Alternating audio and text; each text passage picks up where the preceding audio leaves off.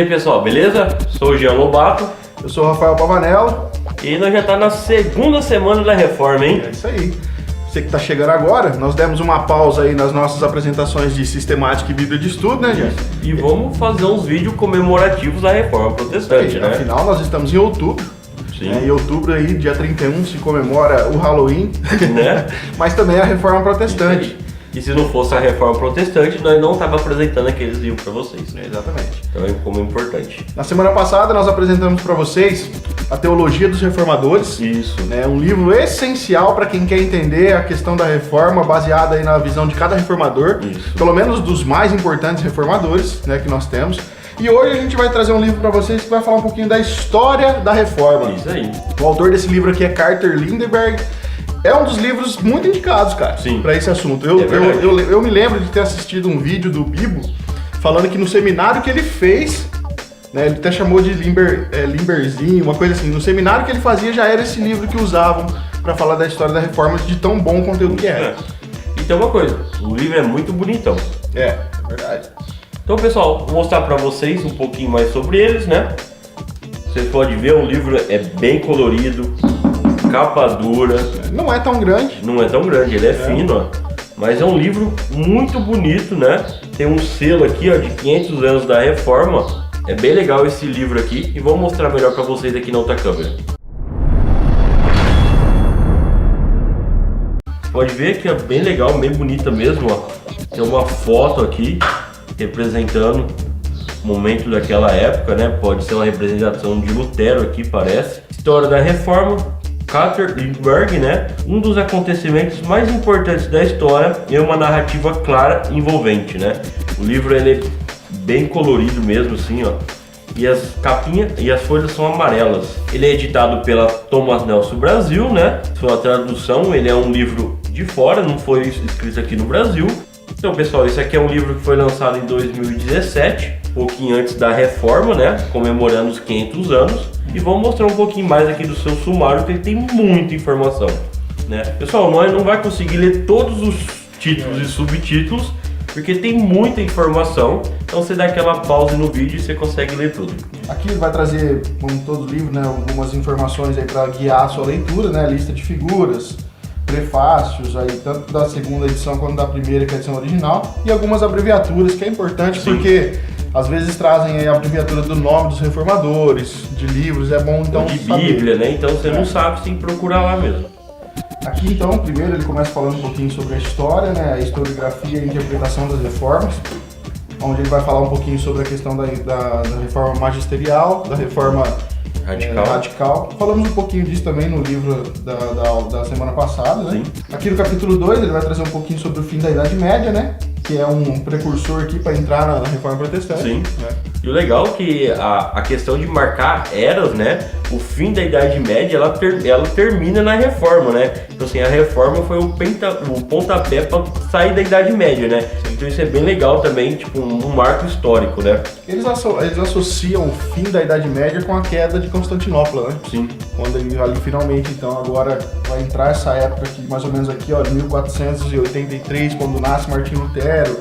Já é aqui a ideia desse, que ele chama de uma nova era, porque é aqui que então vai começar. Sim. A questão toda que vai descambar lá na frente na Reforma Protestante. Isso. Depois você pode ver aqui, né, o amanhecer de uma nova era, vai falar um pouco sobre Lutero, né, vai falar um pouco sobre as indulgências, a compra do paraíso, né, ele vai falar um pouco sobre a dieta de Worms, né, na terra dos pássaros. E como tentaram calar Martinho Lutero, né? Sim, então vai falar muito dessa dieta, é bem legal. Depois vai falar não espere por ninguém, implementação das reformas em Wittenberg, né? Então ele já vai começar a reforma lá na Alemanha, Lutero vai começar, ele vai explicar toda essa questão no começo. Aqui já começa a envolver Felipe Melanchthon. Sim. Foi um grande auxiliador de Lutero e muitas vezes é pouco falado, Isso né? é verdade. Pouca gente conhece muito Lutero, mas conhece pouco Melanchthon. Aí vai falar um pouco sobre as coisas que eles lutavam, né? A questão do bispado, a questão do casamento clerical, a estratégia para a reforma, né? Depois vai falar um pouco sobre os frutos da Figueira, o bem-estar social e educação, né? De como a reforma vai trazer, né, Então, esse benefício para a área social e para a educação. Então isso é bem legal porque poucos livros focam nisso, né? Muitos livros só focam no reformador na sua teologia, né? E aqui ele já vai trazer uma coisa mais para a social, o que a reforma ajudou a modificar os países, né? Depois nós temos aqui a reforma do homem comum, né? Ele vai falar um pouquinho sobre Thomas Nutzer, a origem da teologia de Nutzer, né? Ele vai falar um pouco sobre ele, a revolução do homem comum que nós falamos, né? Lutero e a guerra dos camponeses, né? Ele vai dar uma sugestão de leitura. Aqui também já vai entrar Johann Hus, ó, Isso. na história, que vai falar um pouquinho sobre o Hus, que foi um pré-reformador. Foi pré-reformador e ele profetizou a vinda de Lutero, bem legal. Se você não conhece a história, procura aí no Google depois, né?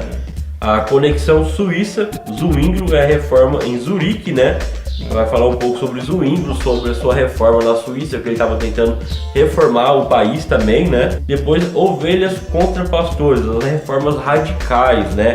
Aí já entra a história dos anabatistas, né? Isso, anabatista, né? Já queriam modificar tudo mesmo. Depois vai ter a reforma e a política em Habsburgo, né? Aí depois vai falar aqui mais sobre a trilha de Worms, a dieta, né? A dieta de Spener, né? A dieta de Spener de 1529, a dieta de Habsburgo, né? Então tem bastante coisa histórica mesmo.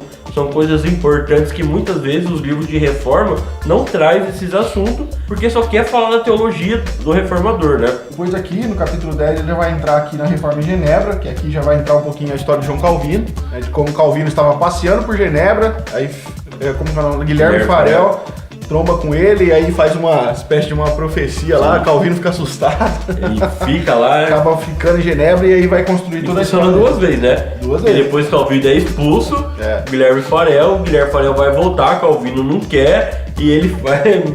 Coloca em sinuca de Calvino de novo. E nessa sessão aqui do capítulo 10, ele vai tratar do caso Servete, aqui que é de Miguel Servete ou Servete? Isso aí é o lado polêmico e sombrio de Calvino, né? Porque vão dizer que Calvino jogou o cara na fogueira, né? Isso. Quando na verdade isso foi decidido pelo Concílio de Genebra, e Calvino, como fazia parte, ele simplesmente não fazia parte da tradição daquela época. Quem falava coisa errada da palavra de Deus morria, né? Não era só com Calvino, isso acontecia pela Igreja Católica, pelas outras igrejas. Heresia era sinônimo de morte. Imagine hoje.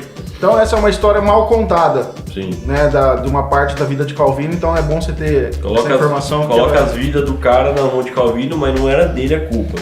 Capítulo 11 vai falar um pouquinho aqui sobre a reforma na França.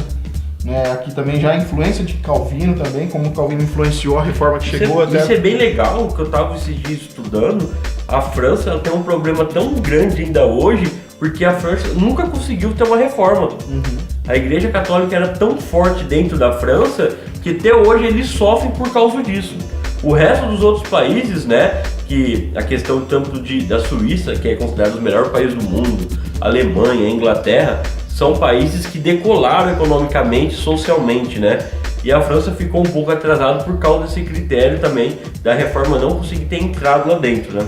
Capítulo 12 vai falar um pouquinho sobre a reforma nos Países Baixos, né, de como, veja que ele começou aqui, nós vimos que começou em Wittenberg e como ela vai se espalhando com Zwinglio na Suíça, chega a Genebra, vai até a França, agora já vai aqui nos Países Baixos e ela chega então aqui no capítulo 13 na Inglaterra e na Escócia. Sim. Né? A reforma na Inglaterra também foi muito importante, né? E já vai envolver aqui os puritanos, tudo.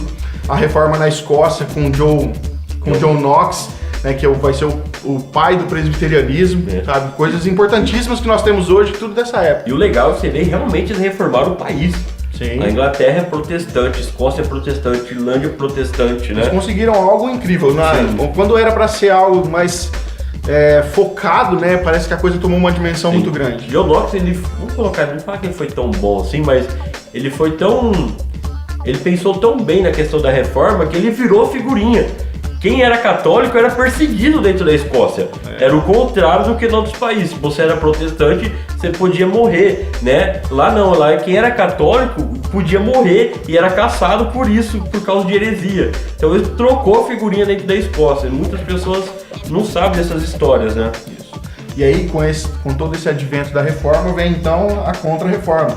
Capítulo 14 vai falar um pouquinho sobre esse levante aí da Igreja Católica, Apostólica, né, Romana, como eles veem. Então aí nós temos a história do Concílio de Trento, que é onde eles vão... Onde a Igreja Católica vai lá e afirma todas as heresias são verdadeiras. Isso, exatamente. Nós temos depois aí o capítulo 15, os legados da reforma, né? Tanto na política, na cultura, na educação, de como na economia, na ciência, de como essa reforma protestante se iniciou, acabou abrangendo outras esferas da sociedade e acabou trazendo benefícios para outras esferas da sociedade. Então você pode ver que é um livro bem completo, traz muitas coisas, né? Realmente, é um livro pequeno, ele traz resumidos informações, mas tem muita coisa falando de várias áreas, não só de teologia, né? Se você conseguir ler esse livro, falando da história, né, de como aconteceu, junto com aquele livro Teologia dos Reformadores que a gente apresentou semana passada, cara, vai ficar uma visão muito abrangente. Eu ainda quero fazer isso, eu não tive a oportunidade de ler esses livros na íntegra, mas deve ser um conhecimento muito bom. Sim, é verdade, né?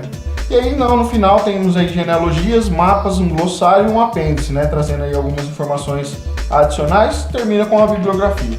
É um livro normal, né? Só tem informações, tem poucas figuras, né?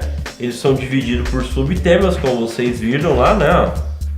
Então é um livro bem pouco espaçado, você pode ver, né? Então ele é bem cheio de informações, né? É um livro muito bom. Aqui tem uma figura, né? São poucas figuras que tem no livro, todas preto e branco, né? Aqui vai falar sobre um pouquinho da dieta de formas, da terra dos pássaros, né? Lá o porquê aconteceu. Aqui uma figura de representação. Então é bem legal o livro. Apesar de ser um livro que você põe na sua prateleira, na hora que a pessoa puxar, fala, nossa, que livro bonito, porque são poucos livros que é bem colorido assim, né? É verdade. Então não se esqueça que o link para você adquirir esse livro está sempre aqui na descrição. Você pode clicar, comprar o seu aí, aproveitando esse mês da reforma. Fique atento aí na Amazon, porque geralmente eles têm promoções aí voltadas para a reforma protestante. Eu comprei esse livro uma pinchincha na época. Então fique atento aí no site da Amazon, que você pode comprar esse aqui por um bom desconto, né? Isso é verdade. Excelente. Pessoal, não se esqueça de dar seu like nesse vídeo, é importante pra gente que você curta, que você compartilhe. Se você ainda não é inscrito no canal, se inscreva no nosso canal, não se esqueça de se inscrever, de compartilhar com seus amigos. E você também pode visitar o nosso site, né, Jean? Isso, que é o dogrego.com, lá onde você vai ver os nossos podcasts, né? Vai ver sobre um pouco algumas matérias que tem lá em nosso podcast Cultura Pop aí, que tá pra sair um episódio novo. Esse mês a gente já gravou aí o segundo episódio, daqui a pouco aí vai estar sendo editado, vai estar saindo para vocês. Fique ligado lá no nosso site, não esqueça também de visitar a nossa página no Facebook, tá? facebook.com/dogrego. Curta a nossa página lá também, porque aí a gente consegue deixar vocês por dentro de todas as informações, tanto do YouTube quanto do nosso site lá na página do Facebook. E você aí que é de alguma editora, que trabalha em editora e quer apresentar algum lançamento, algum livro, fique à vontade aí de entrar em contato com nós, que é o podcast@dogrego.com, onde nós pode passar o nosso endereço e você pode mandar os livros para nós, onde nós vamos fazer com o maior carinho as resenhas e comentar sobre o livro. É isso aí, valeu? Até mais, pessoal.